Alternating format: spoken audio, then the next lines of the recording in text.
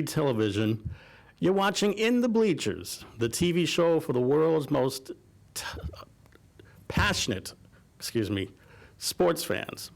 Sorry, I was caught off guard right there. Hello, everyone. I'm Tiny Tim, also known as Jaime Hixson. And joining me on the phone right now is...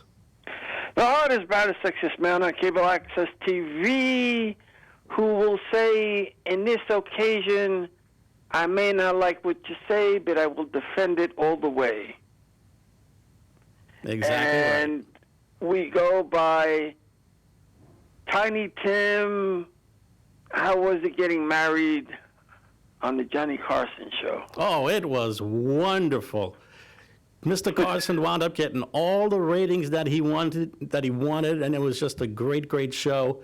And the young lady that I married was beautiful and looked wonderful in her dress. And Tiptoe Through the Tulips was almost the #1 hit. Yes, it was. And by the way, it was also remade into a hip-hop track. Was he in it? Was it? I think I remember. They wound up sampling the opening verse of his song. So, got a question for you. Ready? Go ahead. The Yankees made the playoffs. The Astros made the playoffs, right? Yeah. The people that were suspended for 2 years with no picks made the playoffs. Weren't they lucky? I would say that they were pretty lucky because they had an up and down season this year. But they were lucky because it was a short season. Yeah. Tell you what, if this was a 162 game season, I would tell you right now that maybe one big streak would have probably catapulted them to that next level. And the other thing is that you have pitches that, I don't know if they get started.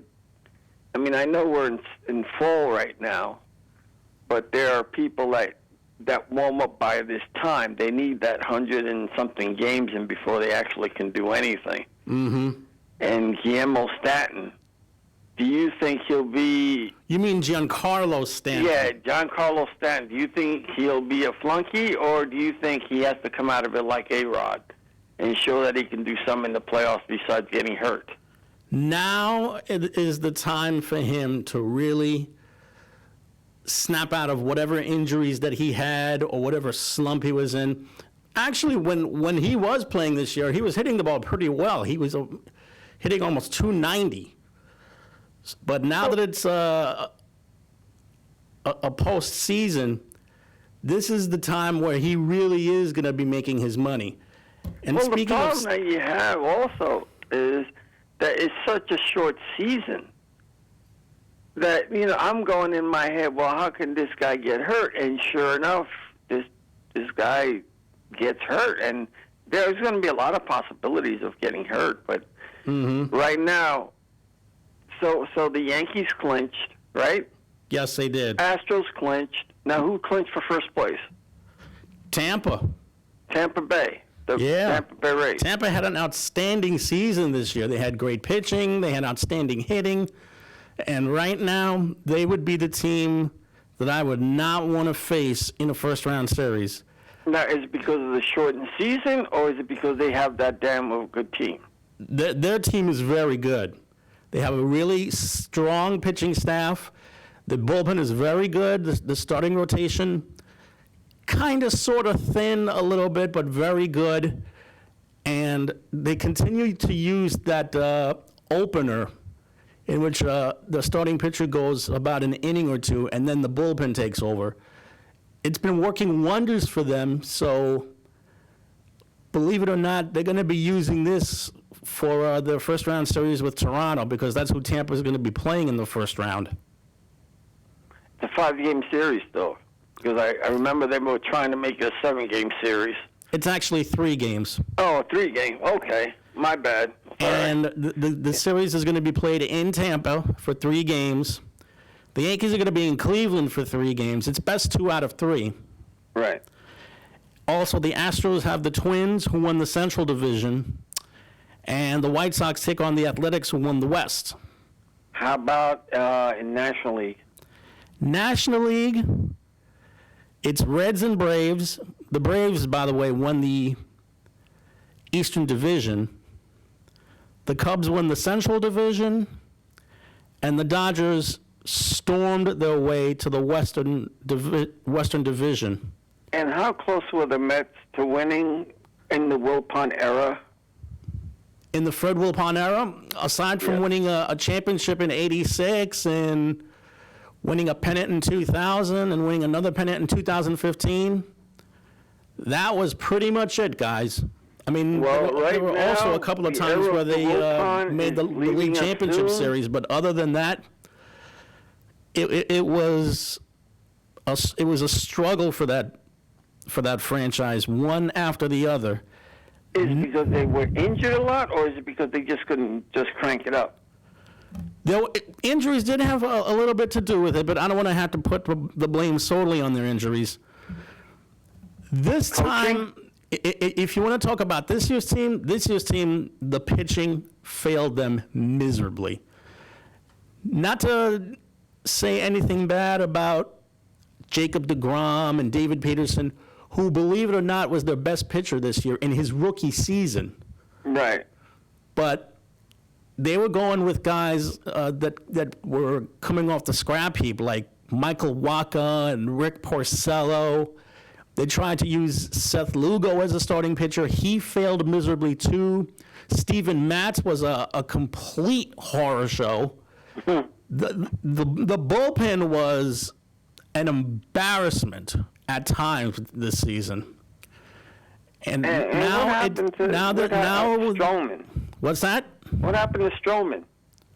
Marcus Stroman decided to opt out of the season so he could stay home because of the coronavirus. Well, you can't blame people because of that. You know, that's the whole thing. And what's funny too, Cespedes. Yoenis Cespedes hit maybe one or two home runs, then he opted out. Oh, wow. I wish they could have done something about that. You know, try to hold him until next year to see if he could have done something. Quite possibly. Stroman, too. If I'm not mistaken, I think he's a free agent. Yeah, he is. You know, and I wonder if they're going to give him maybe a year to see what he does. Maybe a 1-year deal. See if he could bounce back from his injuries and try and put together a full season, or if they're finally going to move on from him. Because after 2015 and 2016, he could not stay off the injured list. Well, here's the other thing too. Now that you have, if the new owner pans out, and you already know who the GM's going to be. Well, we know who the president's going to be. It's going to be Sandy Alderson. Yeah. Now, tell the people about his background that don't know him. Sandy Alderson has a background that goes back at least 40 years. He built those Oakland teams into a championship team in 1989, and they won 3 consecutive American League pennants, and ergo, he wound up building 3 consecutive World Series teams. And then after that, he went to San Diego for a short time. And then, if I'm not mistaken, I think he was working for the league for a short time. And then after that, the Mets wound up hiring him as the general manager. I don't want to say he did a terrible job, but he did a pretty decent job putting together that pennant-winning team from 2015. And so in all the places that he did go, did he do something well, or was he 50-50? Keep in mind, Oakland, he produced 3 straight pennant winners and a championship team over 30 years ago. So okay. A lot of his history has to do with the Oakland A's. I mean, he was the guy that practically discovered Mark McGwire, Jose Canseco, and also signed Dave Stewart to be his ace. And right. Stewart was the man who practically helped the A's That's Won 3 true. straight He pennants. was one of the very few pitchers that stayed with that team from beginning to end, right? He was there a good He didn't play for any 6 other years. Stewart was actually a journeyman before he signed with Oakland. I mean, Oh, he went back and forth between Philadelphia and the Los Angeles Dodgers and several other teams before he wound up getting released. And then he wound up signing with the Athletics in 1987. I can tell you the Mets GM is gone. A lot of the staff members that are there will probably be going. The people that do the health, they're probably gone too. I'm not so sure that it's a wise idea to be cleaning house, and especially considering that they haven't even approved him for full ownership yet. Yeah, And somehow he wound up if they naming do. Alderson the team president. Yeah, but I'm saying if they do, I think he's just going to clean house. He really is going to clean house because, you know, when you buy something, you always want it for yourself, and when you buy a team, a lot of the times you just wipe out everybody and just stop because you want those people. You want to handpick your people, you know. But don't be too surprised if the coach of the Mets is gone too. See, you can't do that. You can't be firing a guy after one season, especially when If he has the team, he majority. can do whatever the heck he wants. Especially considering that the majority of the stuff that happened wasn't really his fault either. But let's see what happens. That's just a. Hey, how did Philly do? Philly missed the playoffs. And if they would have had what's his name instead, see that's where I think they instead of having a strong like 1 through 3 because Stroman he opted out so they had only the 1-2 punch again. Last year they had 5 starters and they let one go to Philly. Stroman opted out. I mean, the Mets starting pitching was horrible then. You had a 1-2 punch combination. That was it. After Jacob deGrom and David Peterson, the entire pitching staff was a complete and unmitigated disaster. I mean, look at what happened the finale against Washington. Right. But let me ask you, in the American League, the first round of the playoffs, who wins? Well, we mentioned before, Tampa's going to play Toronto. Who wins that? I actually like Tampa in this one. I think they sweep that series 2 straight. There's Okay. also Houston, the team that will not die. They have Minnesota coming up. This year? I don't even know. I think the Astros are going to be a really, really tough out against the Twins. Houston's But got I some. think they're going to look after him this year because they're going to check everything this year with them. Mm-hmm. Minnesota's a really tough team to figure out. Yeah. Really solid batting order, nice pitching staff too. Yet they cannot seem to get out of the first round. Mm-hmm. And against a team with a playoff history like the Astros, I wouldn't be surprised if the Astros won that series. So you got I call it a- Astros and Toronto right now. The Astros and the Rays, you mean? I like the And Astros and the Rays in the first now round. Cleveland versus Yankees. Oh, this is going to be really, really tough to figure out because not only did the Yankees have one injury after another for the majority of the season, it seemed like after Garrett Cole and the pitching staff was just bordering on average to plain mediocre. I mean, Masahiro Tanaka was a disappointment. Jordan Montgomery was a disappointment. The bullpen themselves had their moments where they looked really, really awful. And they it suspend got to him? the You point have where a the best Chapman, it too? got to the point where the best reliever this year was Zach Britton, who saved 8 wow. straight games. And what happened to Chapman? Chapman, of course, wound up being sidelined with an illness. It wasn't COVID, but he did have an illness that sidelined him for about a week or two. And then he came back, butchered his first 2 save opportunities, Yeah. and then was able to settle down a little bit. So right now, I would say that the Yankees would have to go with Zach Britton and Aroldis Chapman as their 1-2 punch coming out of So the who do bullpen. you see? What's that? Cleveland or Yankees? I like Cleveland in this one. I think the Indians have a much better pitching staff. Not only that, but batting order-wise, the 2 teams pretty much are pretty much even when you think about it. Right. And also, so who makes it out of the American League? You mean, there's one other series to talk about. Yes. White Sox and Athletics. Yes. Who makes it? Oakland's a fun team to watch. They got a ragtag group of guys that were pretty much cast-offs from other teams. Not only that, but their pitching staff is really, really solid. And I also like the White Sox. The White Sox, of course, with probably one of the best sluggers in the game, Jose Abreu, Right. and also a really strong pitcher with some playoff history, Dallas Keuchel. In this one, I'm going to have to pick Oakland in 3 games. So who makes it? Who makes it to play the Nationals, the National League? Who are the top 2 teams overall?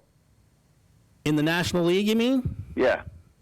Who are playing against the American League? The Dodgers were the best. Well, the Dodgers were the best team during the regular season, but after that, let's see what they can do. They're going up against Milwaukee. The Dodgers have the Brewers in the first round. Brewers, tough team though. Yeah, Brewers are a tough team, and of course, their batting order cannot be underestimated at all. And ever since they made it to the National League, they've been a tougher team than they've been in the American League. Mm-hmm.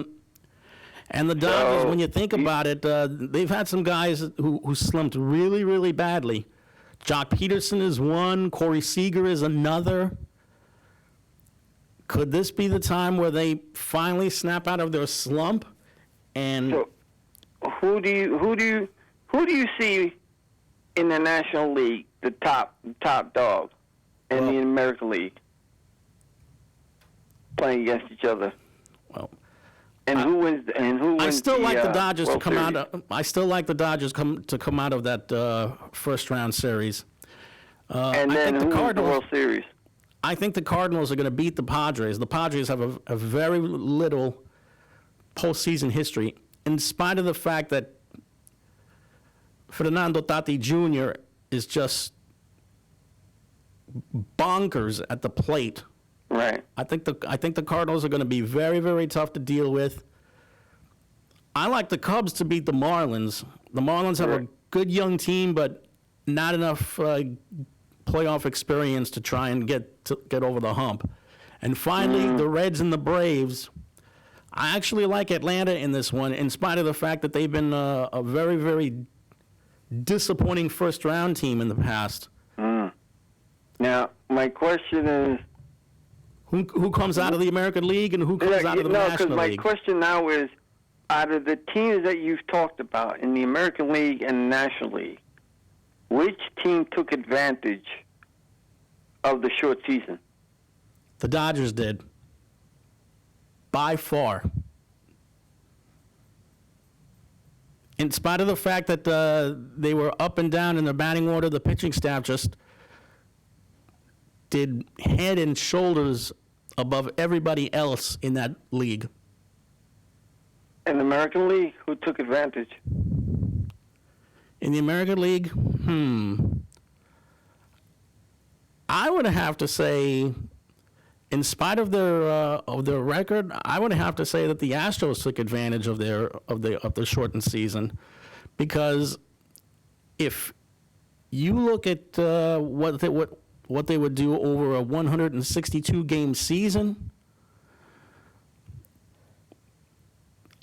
they would probably finish under 500 and not even qualify. So by far, the Astros benefited from a short season.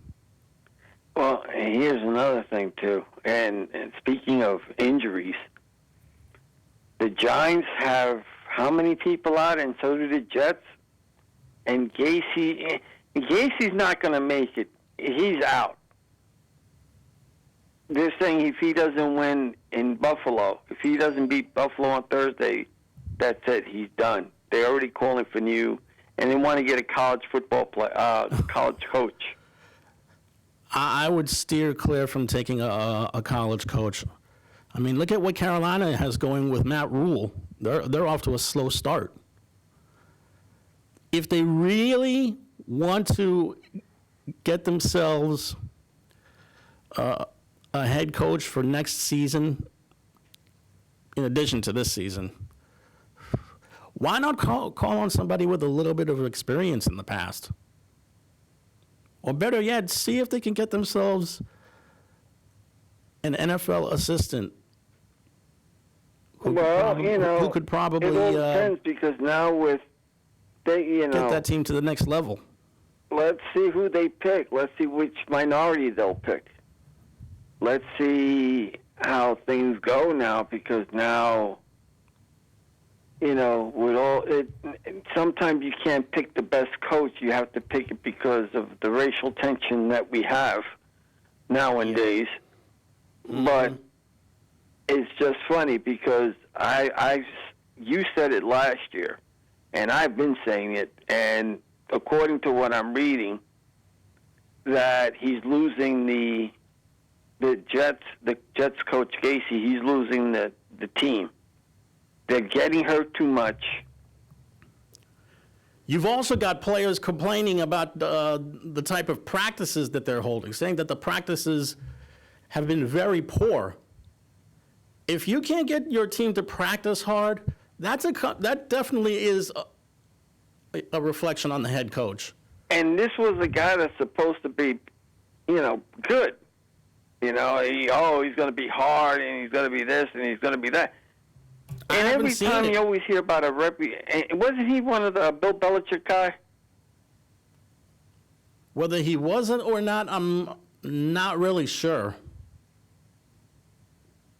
Because I could have sworn he was, because every time they bring in a guy he's a Bill Belichick guy, he does nothing. For the Jets anyway. I don't know about other teams, but when they go to the Jets, the Jets. And Sam Darnold, they're talking about trading him. He committed, 3 more turnovers yesterday in that brutal loss to the Colts? 39-7 or 36-7? 36-7 was the final score. When he led that scoring drive in the first quarter where they wound up getting the game-tying touchdown, I actually thought for a second that maybe they could be a little bit competitive in that game. But then it seemed like the wheel just completely came undone off the wagon, and the Colts just I've been saying all along started rolling. Well, I think it was last year when they had the best quarterbacks and all that. Or was it this year that they had a good quarterback? Oh, no, it was last year when we talked about. I was saying get another quarterback. Well, they may have to get another quarterback now because this dude has. I'll put it to you like this. Has he had a fair shot within the 2 or 3 years that he's been here? He's in his second year, and he has had more than a fair shot. He just cannot take care of the football. Not only that, but he just cannot respond to blitzes at all. He doesn't have the composure. He doesn't have the field vision to try and recognize a blitz. Now it's gotten to the point where everybody's crying foul again. And the only one that's backing up Gacy is Sam Donald. Because Naturally. remember, Gacy wanted this dude, or was it the Giants the Giants, because because they sometimes confuse me, because the Giants are just doing equally as bad, and they also have lost a plethora of teammates. And that's another one too. Do the Giants get rid of their coach, and do the Giants get rid of their quarterback? Do the Giants get rid of their coach? They're not going to get rid of their coach after just one season. That's completely that's a panic mode right there. Now, as far as what to do with Daniel Jones, he's a turnover waiting to happen as well. I mean, just yesterday he wound up committing one more turnover, which led to the Giants getting their heads handed to them by the 49ers. And because remember, this was the guy that was supposed to replace Eli Manning. Oh, he's going to be better than him. Oh, this is the guy that no one knew that he was going to be better than Eli Manning. And all Come that, on now. Yeah. And he's turning out to be a bust, just like Sam Donald. Now, again, is it because of the injuries? Because there's a lot of injuries on the Giants team, too. Injuries have a lot to do with it, but you can't pin it solely on the injuries, because this whole problem is going all around the roster. The problem is they still have problems with their offensive line. They can't run the ball no matter who's in there, whether it's Saquon Barkley or somebody else. They don't have a number one receiver to work with Sterling Shepard. The offensive line still stinks. Defensively, believe it or not, they've had their moments where they've been able to stuff the run every now and then. But the problem is they can't make a decent stop on third down. And it's gotten to the point where something has to be done about either the schemes that they're running or something else. Well, I'll put it to you like this. Is his job safe? Oh, his job is safe. I mean, No, he the just got here. quarterback. You mean Daniel Jones? Yep. Is Daniel Jones' job safe? Well, he's only in his second season. I mean, he's had flashes where he's been able to show that he can be a good enough player. I mean, don't forget, he led a come-from-behind victory in Tampa last year, and he did the same thing against Washington. So he has been able to do something, along the lines of rallying a team to a victory. But, man, how much longer do you have to learn how to hold on to the football just to try and keep it away from the defense? Right, but compared to who would you rather have, Daniel Jones or Sam Donald? Oh, brother.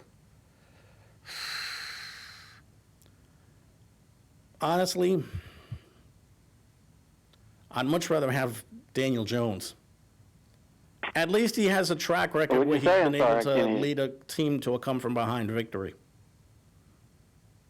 Not only that, but he's been able to lead a team downfield at times and be on the verge of getting a team in the end zone.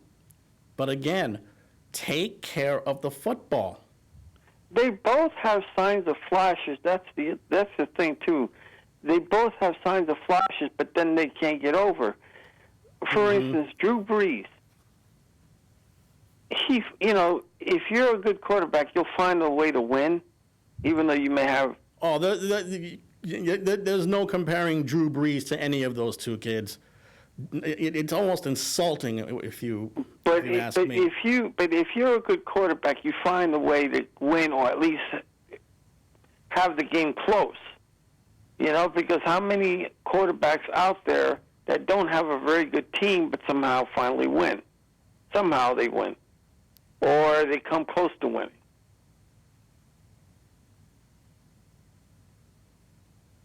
In the case of a guy like Breeze or Aaron Rodgers, both of whom faced each other last night and had a really, really great duel going for them.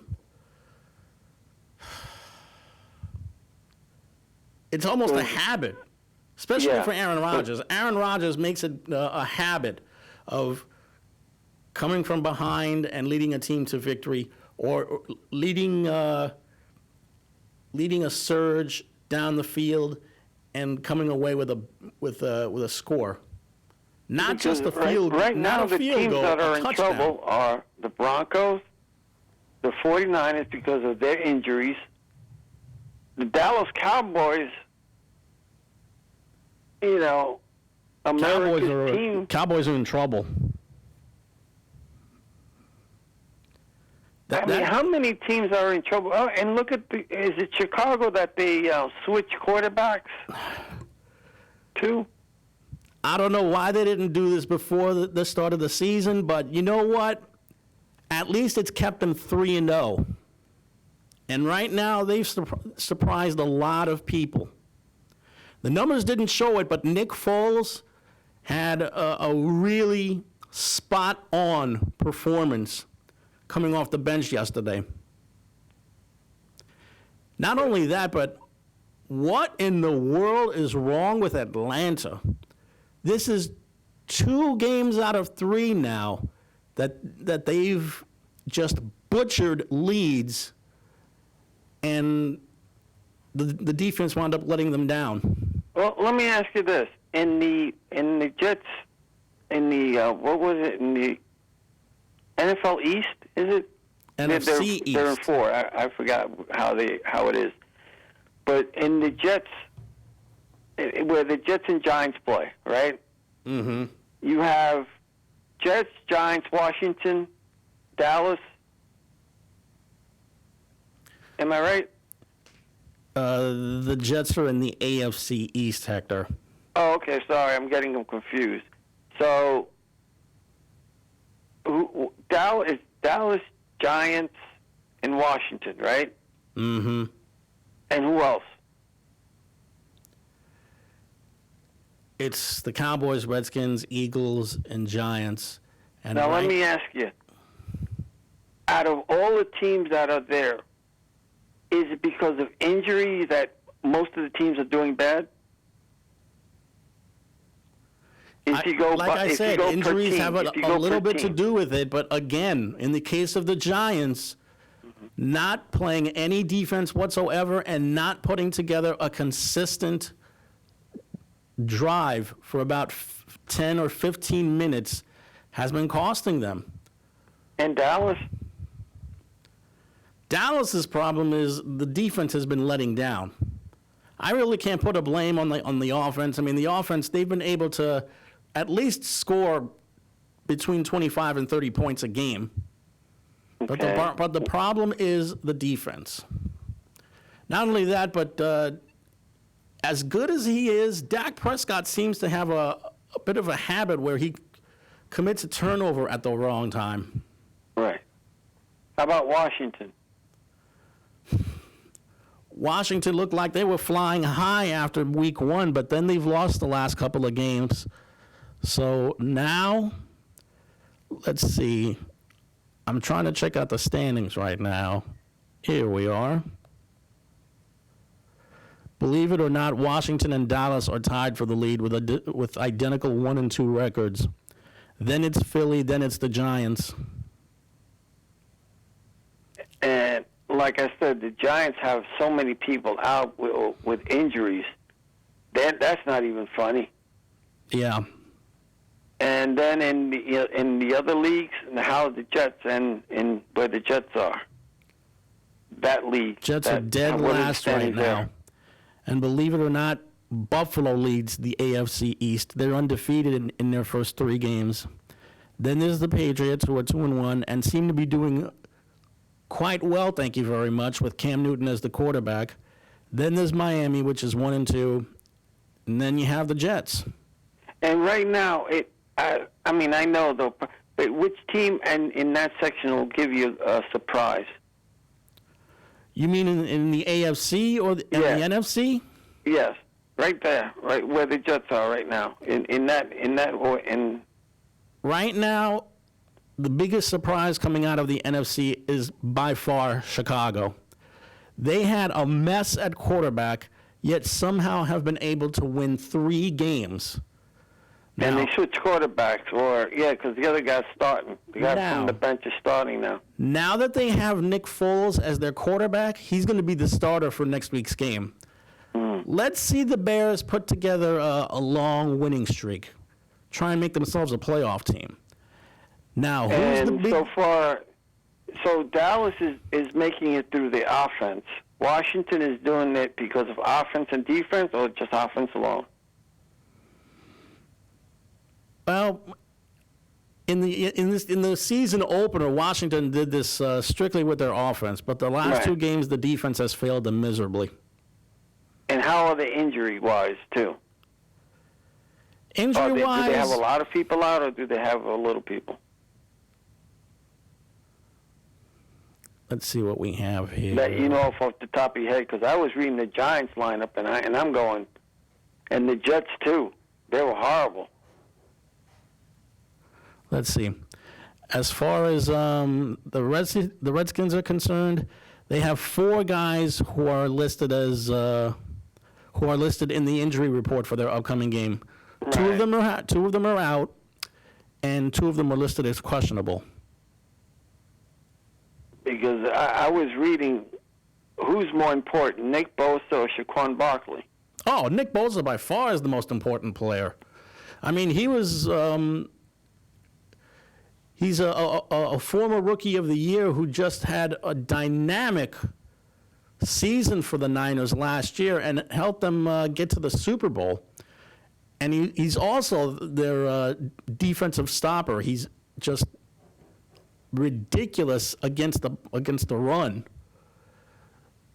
And now that he's out for the rest of the season, they're going to feel a real void without him there. And the rest of the league, how's Pittsburgh doing in them? Pittsburgh's undefeated. Of course, now that they have Ben Roethlisberger back at quarterback, it's no surprise to see that the Steelers are undefeated in their first 3 games.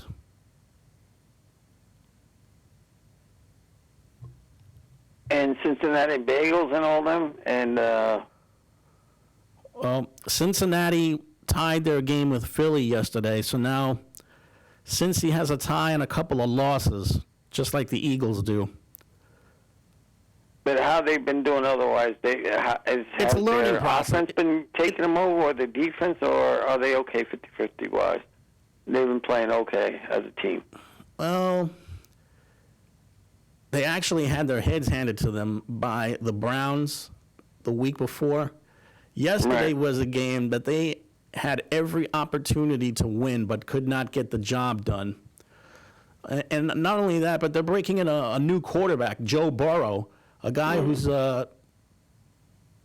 being entrusted to take this team to the promised land. But it's hard to do that when you have the type of teammates that he has. I mean, he And doesn't have, he you doesn't hope have a and pray franchise that receiver. the people that have a lot of those injuries, they come back, because I mean, it's only the start of the season, and already you're seeing a lot of teams with a lot of injuries. Mm-hmm. And that's what scares the bejesus out of me, because some are like Nick Bosa, Saquon Barkley, Le'Veon Bell, the 49ers. I mean, you have, it's unbelievable, and it's not even the start of the season, you know? Yeah. And it's a shame, because you want to see them at least 4 or 5 games before they start getting injured. But not the first Yeah, well, good shot. luck with that. Not the first shot of the season. You feel great, and all of a sudden you get hit, and that's it. the season's over. Mm-hmm. You know. But what's been your favorite game to watch so far? Actually, my favorite game is going to be taking place in about 20 minutes. It's Ravens and Chiefs, two of the best quarterbacks in the game. Lamar Jackson and Patrick Mahomes going at it. That's a damn good game. And, you know, and now, do you think that if Gacy loses, he's gone? Thursday? Honestly, I don't think he's going anywhere because you have to consider one thing. Joe Douglas is his general manager. Right. Adam Gase handpicked Joe Douglas to be the Jets' general manager because the two had a working relationship previously. Right. Why would Joe Douglas want to fire the guy who basically was responsible for taking the job in the first place? I just don't see it happening. Now, should it happen? Yes. Will it happen? I just don't think so. The only way it'll happen is if the owner gets so damn frustrated. I think the only way it happens is if the Jets go 0-16 for the year, which right now is a damn good chance of happening. Well, I don't think that. I don't think they're going to wait 0-16. I don't. If he doesn't do anything midterm, let's say halfway point, he's done. I mean, you're losing the team already. If you, like you said, if you lost the team and you're having these terrible practices, and the newspaper people, if you believe them and you believe what they're saying, I don't care if you're my best buddy. You either have to do something to make these people happy, even though some of them could be whiners. But if they're not singing Kumbaya or something of that nature, he's done. Stick a fork in him. And so is the quarterback. He's done too. Well, I just looked at the schedule that the Jets have for the rest of the season. There's a strong possibility they may go, if not 0-16, then definitely 2-14. Who they beat? Well, the Jets play Thursday night in Denver, and the Broncos are winless as well. A matchup of two 0-3 teams. Let's see the Jets do something against a fellow winless team. If the Jets get their heads handed to them by the Broncos, then you have to think that the Jets might go 1-15 or maybe 0-16. There are probably two winnable games in this entire schedule. Right. Thursday night against the Broncos, or one of the two games that they play against the Dolphins, because the Jets always play tough against the Dolphins. Yeah, but like I said, Or maybe the Cleveland Browns. I mean, the Browns are so difficult to figure out right now. Why?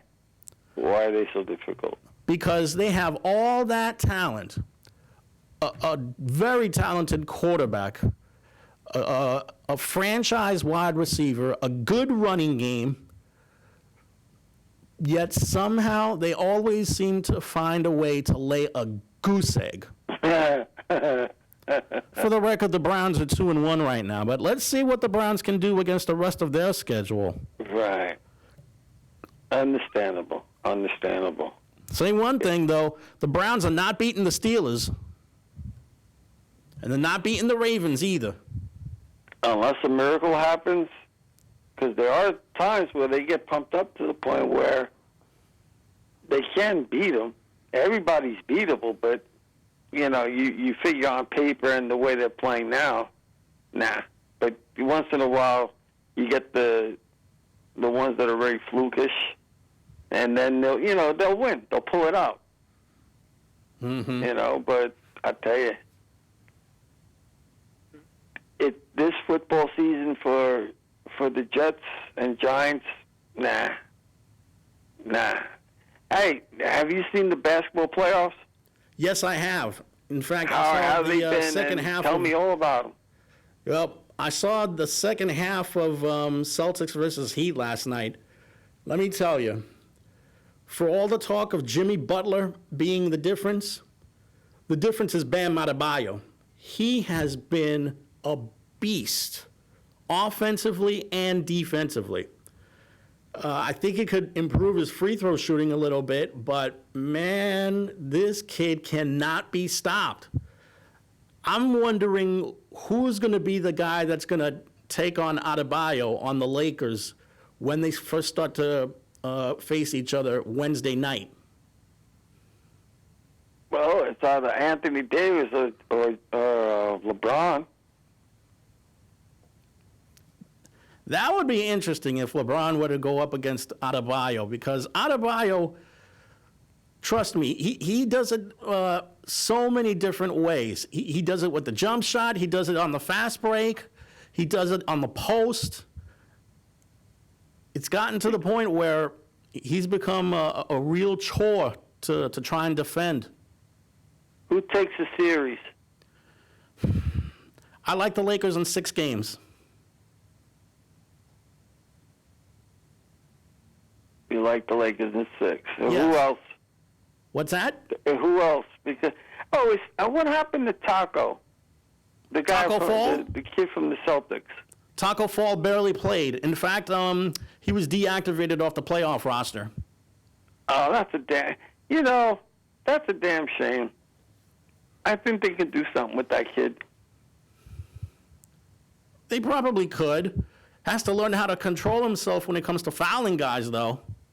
Yeah, well, if you're that's the problem. When you're that tall, they don't call the proper fouls. Yeah. They always call it on the big man, but it's the small guy that's really fouling him. Mm-hmm. But again, this is a non-contact sport, and sometimes it looks like the AEW or WWE or ROH. Is basketball really not a contact sport? It's Because I supposed to see be. a lot of physicality underneath sport. the boards.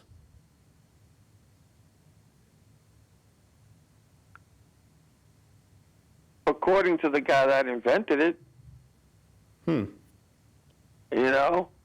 But speaking, and now continue. Now, who? So it's the Lakers versus the Heat, Yep. and you're saying that the Lakers got it. Yeah, I like Who the else? Lakers in 6 games. Although, don't be surprised if the Heat come away with a victory here. Who else has You know it? who else has been an unsung hero for the Heat? Tyler Herro and Duncan Robinson. Wow. Robinson because of his playmaking ability and also his ability to create. So Jimmy Butler did do something. He was able to at least bring the team together. You would think that he was the reason why they're playing well. Mm-hmm. But who else do you have playing now? It's the Lakers versus the Miami Heat, and you got the Lakers going. Who else? There's also the end of the Stanley Cup Finals, Tampa Bay and Dallas. Oh, so it's the Lakers versus the Heat. That's it. First 2, and that's it. Mm-hmm. I got one for you. The New York Knicks. No. And the Brooklyn Nets. No. Gotta ask you. Do you really have to? Do the Brooklyn Nets make a big trade to get, let's say, a Bradley Beal? Do they make a trade? Yes. They can, but they would have to give up a huge chunk of capital in order to try and get a guy like Beal in here. And and do you think that would be the team to beat? Because now you Kevin have Durant, Kyrie Irving, Bradley Beal. That's a pretty dangerous trio right there. Mm-hmm. Mm-hmm. and then you don't know who's picking who in the draft this year. I'm already hearing that LaMelo Ball might be drafted by the Timberwolves. Now, if he does go there, what do you think of that team?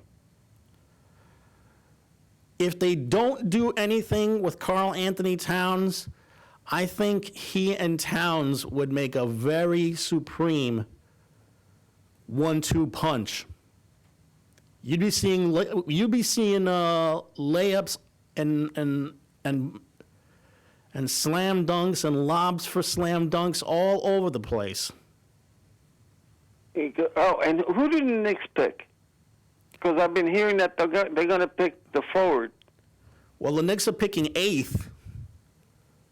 As far as who they pick, that's anybody's guess, to be honest with you. Because I was reading, and they said that they may pick that the kid he's a forward, but he can play the 2, 3, and 4. He's 6'6". Well, that describes about. His name is Oak. I know his last name starts with an O. That's what I remember. Mm-hmm. But they're saying he's the best one. It's depending upon what happens in the draft and so on. Yep. But we're forgetting the big news that's going on in the NBA right now. Doc Rivers going to Philly? Doc Rivers fired by the Clippers, and Philly really putting a full court press to try and hire him. Well, there's also Tyronn Lue too, and also yes, Van Gundy. Van Gundy's name's always out there. Does Jeff Van Gundy really want to go through the hassle and the stress of having a coach all over again? Some people get the itch because, they've been out for so long that they see things and then they go, oh, I know how to fix them. And the other thing is Mark Jackson's out there and nobody talks about him. There's a lot of players out there that there's a lot of coaches out there that they don't talk about. And and did you hear the rant that Stephen A. Smith talked about with Nash? Oh yeah, I heard about it. He's a good guy and so forth, but they don't give, I'm going to say minorities. I'm not going to say just black people alone. They don't give enough minorities. Well, the type of coaching, because who was the last Spanish guy to coach or the last Asian guy to coach? The last Asian guy, the last Spanish guy. Exactly. That's my whole point. And I understand that, but think about it. In the 80s and 70s, they always used to rehash the old coaches. And not that Steve Nash is a bad guy, but again, we're talking, here's where the politics and sports come in. Why does this happen? And how does this happen? Is he the best coach? Or should you interview other people? And why do you have to be forced to interview a minority person? And why can't some of the minority people get a chance like they do, like Steve Nash does? Out of nowhere. He's never coached, but yet he gets the job. What do you think of all that? First, let me say that I was completely stunned when the Nets decided to hire Steve Nash to be the head coach, because Steve Nash has never been a head coach at any level before. Steve Nash said he wanted to take time off before he returned to the NBA. Then there was the X factor in this whole thing. Steve Nash was working for the Warriors as a player development coach. It's not the same thing as being a head coach, but the title is practically similar. Right. And he was working with a lot of young players on the Warriors. Now that he has the job in Brooklyn, I get the feeling that he's going to have a really interesting relationship that he's going to have with Kevin Durant. He was like a player coach when he played. He did do something, but just because you play the game, that doesn't mean that you can convert to a coach. And what do you think of Billy Donovan going to Chicago? Steve Nash was a point guard. Yes. Point guards are like head coaches on the floor. Exactly. Because they see everything, they direct everything. And they're constantly communicating with teammates. But Billy Donovan was a guard, too, and he never turned out to be that. Sometimes the worst players make the best coaches. And by the way, speaking of Billy Donovan, he wound up getting the Chicago job. Exactly. Now, what do I think of Steve Nash being the Nets head coach? I think it's a ballsy move by the Nets to get this guy. And what do you think about what Stephen A. Smith said about the rant that he made? He's right. Let's face facts. He's right. And it's not just in basketball either.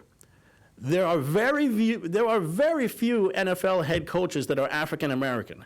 Just like there are very few Major League Baseball managers that are African American.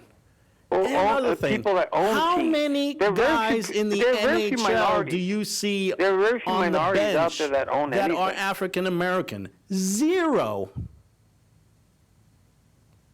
That's something to think about right there. Exactly. So, this is why sports and this, what's going on, racism and so on, they go on together because that's all I'm hearing. And all I'm hearing is that no one should have to mix sports with politics. And they do. I hate to tell you this, sports and politics have been going together for years. Exactly. And now it's coming out more into fruition because of what's been happening up in Washington. And what's been happening out through the world more so. And the problem is because we have cell phone now. Mm-hmm. Before we didn't have cell phones, so we didn't hear about all these things that were coming out. But now we have cell phones and everything. But I tell you, it like I said, ESPN, it's talking about politics and within sports and politics and so on, and more so than I've heard in past years. But was Stephen A. Smith right? Even though Steve Nash is a good guy, he's a great guy, like you said. He was right. Why don't they give anybody else a shot? And congratulations to those 3 females, the women referee and the 2 female coaches. Mm-hmm. And hopefully the Stanley Cup will be well this year as well. Well, it's either going to be won by Tampa or Dallas. Tampa has a chance to clinch it all tonight, while Dallas has a chance to send it to a 7th game on Wednesday. So it's 7:59. Yep, which means that's going to do it for us, folks. So where's the bell? Ding dong. Mm-hmm. For whom the bell tolls. Yes, exactly. Thanks to Kenny Graham on the other side of the glass. Thank you.